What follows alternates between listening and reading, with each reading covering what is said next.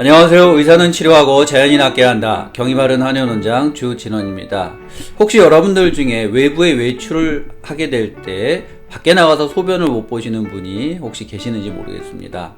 자, 오늘은 외부에 외출해서 소변을 보시기에 굉장히 어렵거나 불안하게 느끼는 배뇨 공포증에 대한 정보를 준비했습니다.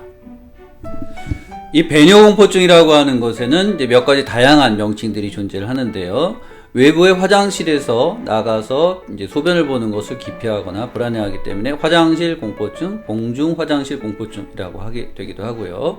이와 관련돼서 이제 수치성 배뇨장애 증후군 또는 이제 수주분 방광 증후군이라고 말을 하기도 합니다. 결론적으로 이제 외부의 화장실에 나아가서는 이제 소변을 보는 것에 대해서 굉장히 불안해하거나 기피하는 그런 현상들을 말하게 되는 것인데요. 자, 이것은 이제 사회 공포증, 사회 불안 장애라고 하는 것의 한 형태가 될 수가 있겠습니다. 사회 공포증, 사회 불안 장애에 대해서 잠깐 먼저 말씀을 드리자면, 자, 사회 공포증이라고 하는 것은 기본적으로 이제 두 가지의 심리적인 축으로 이루어진다고 볼 수 있겠는데요. 자, 첫 번째는 내가 어떤 한 개인이나 또는 다수의 사람들 앞에 관찰될 수 있는 지속적인 상황에 노출되는 것에 대해서 이제 극도의 불안과 공포를 가지는 것이라고 할 수 있겠습니다.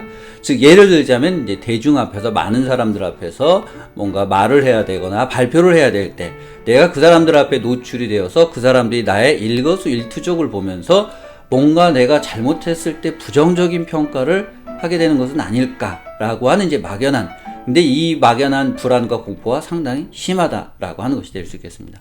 그리고 또 한 가지 굉장히 중요한 이제 심리적인 이제 축 중에 하나는, 내가 사람들 앞에서 어떤 부정적인 말과 행동을 하게 됨으로 인해서 그 사람들이 나를 다시 부정적으로 평가하지 않을까라고 하는 것에 대한 이제 극심한 불안과 공포를 가진다라고 하는 것이 되겠는데요.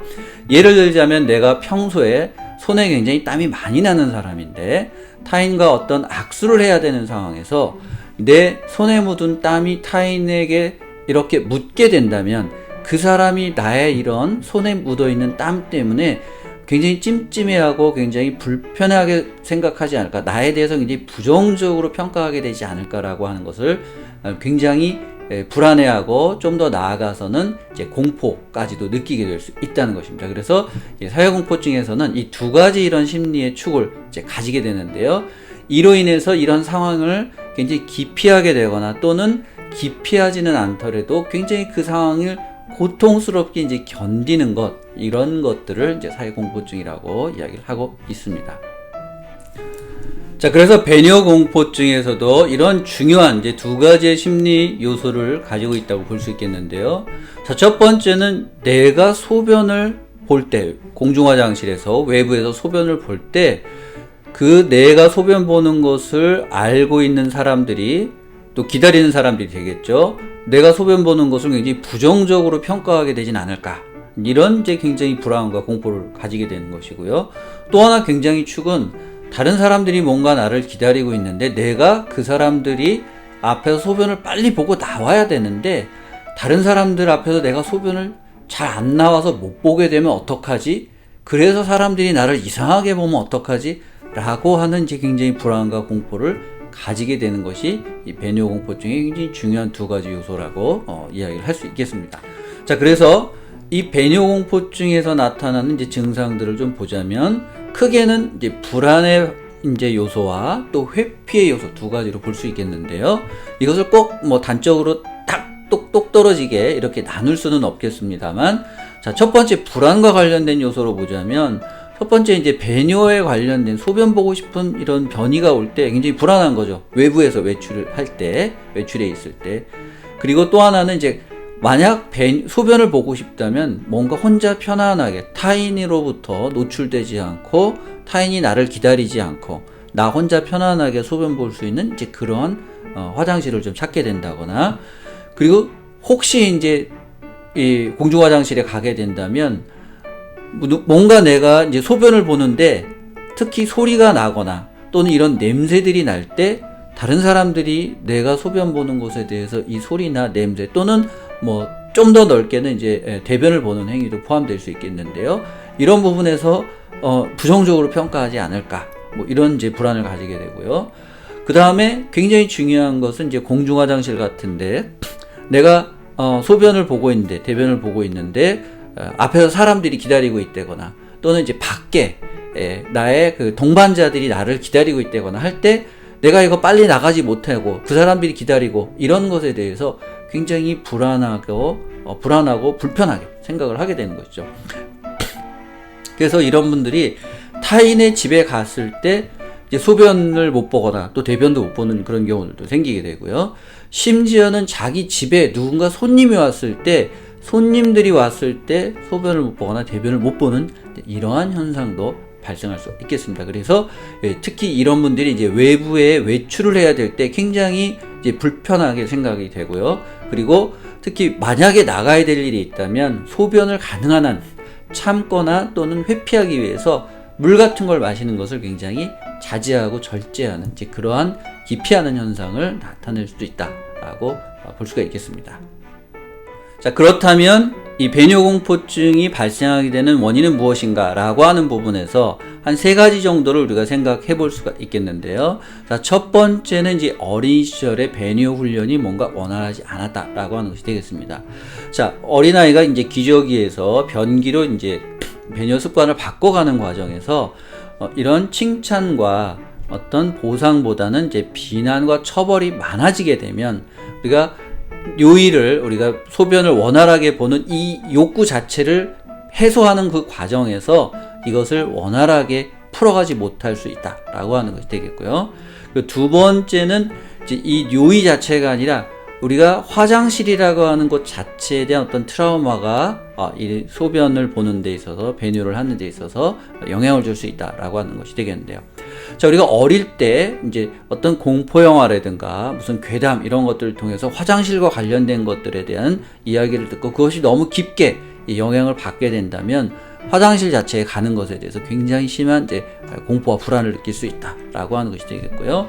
그리고 이제 또 한 가지는 어떤 화장실에서 일어나는 이제 폭력적인 상황들, 집단 괴롭힘이라든가 성폭력이라든가 이런 굉장히 폭력적인 상황들 속에서 그런 트라우마를 겪게 되면 화장실이라고 하는 것 자체에 대해서 굉장히 큰 부담과 불안과 공포를 느낄 수가 있겠다라고 하는 것이 되겠습니다.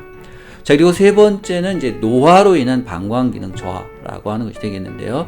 자, 나이가 드시면 방광 기능이 원활하지 않기 때문에 내가 참아야 될 상황에서 또 실수를 하는 경우가 있고요. 내가 뭔가 요의가 와서 소변을 봐야 되는 상황에서는 또 원활하게 나오지 않는 이제 그런 경우들이 발생할 수가 있습니다. 자, 그러다 보니까 화장실 가는 것이 또 굉장히 당사자에게는 이런 그 부담으로 작용할 수가 될 수가 있겠습니다. 그래서 자, 배뇨공포증을 치료하기 위해서는 이제 몇 가지 단계를 우리가 고려하는 것이 필요하겠는데요. 자, 첫 번째는 먼저 방광 기능을 평가하는 것이 필요할 수가 있겠습니다. 자, 나이나 고령 또는 기타 다른 원인으로 방광 기능이 약해져서 발생한 것이라면 이 방광 기능을 충분히 회복하시는 것이 가장 첫 번째가 되겠고요. 그리고 두 번째는 이제 방광 기능이 정상임에도 불구하고 심한 불안을 가지고 있다면 이 불안을 먼저 감소시키는 것, 이것이 굉장히 중요한 그 다음 단계가 되겠습니다. 그리고 이제 불안이 어느 정도 가라앉고 있다면 이제 점진적인 노출이라고 하는 과정을 통해서 우리가 이 화장실에 대한 공포를 천천히 줄여가는 것을 우리가 고려해 볼 수 있겠습니다. 이렇게 점진적으로 노출을 시킴을 통해서 우리가 외부 화장실에서 편안하게 배면을 할 수 있는 이런 과정들을 우리가 반복하게 된다면 이런 것들이 이제 선순환의 작용을 일으켜서 점차 이 배뇨공포증을 극복하고 치료할 수 있는 몇 가지 단계가 될 수 있을 것입니다. 자, 그런데 여기에서 꼭 주의할 것은 이제 방광 기능을 회복한다든가 또는 이제 불안이 극심할 때 이 불안을 좀 줄이는 것에는 어느 정도 의학적인 치료가 필요할 수 있기 때문에 이 부분에 있어서는 이제 의학의 어떤 도움을 받으시는 것이 좋을 것이라고 권장드리고 싶고요. 이와 함께 이제 굉장히 중요한 것 중에 하나는 혹시 이런 어떤 배뇨공포증을 주변에 갖고 계시는 분들이 있다면 이 불안으로 인한 이제 이상 행동에 대해서 사회적인 배려가 좀 필요하다라고 하는 것이 되겠습니다. 자, 이 배뇨공포증을 가진 분들은 불안이 있을 뿐 이상한 사람이 아닌 것이죠. 그리고 이런 불안을 이상하게 우리가 외부에서 쳐다보게 되면 더욱 당사자가 불안을 심하게 겪을 수가 있습니다. 그래서 때로는 무관심으로 그 사람을 대하는 것이 그 사람을 더 편안하게 우리가 해줄 수 있는 길이 되겠고요. 그리고 무엇보다 중요한 것은 이런 배뇨공포증을 가지고 있는 당사자가 자신이 갖고 있는 불안을 무엇보다 먼저 인지를 하는 때 이런 사회적인 배려를 받는 것이 조금 더 용이해질 수 있겠다라고 하는 것이 되겠습니다. 자, 그래서 오늘 이 배뇨공포증과 관련된 정보를 말씀드렸는데요. 자, 이런 배뇨공포증이 있다면 너무 또 혼자서만 고민하지 마시고 이런 의학의 도움을 받으셔서 이런 것들을 또 충분히 극복하시고 이후의 생활이 좀 편안해졌으면 좋겠습니다. 자, 오늘 제가 준비한 정보 여러분들에게 크게 도움이 되셨기를 바라겠습니다. 감사합니다.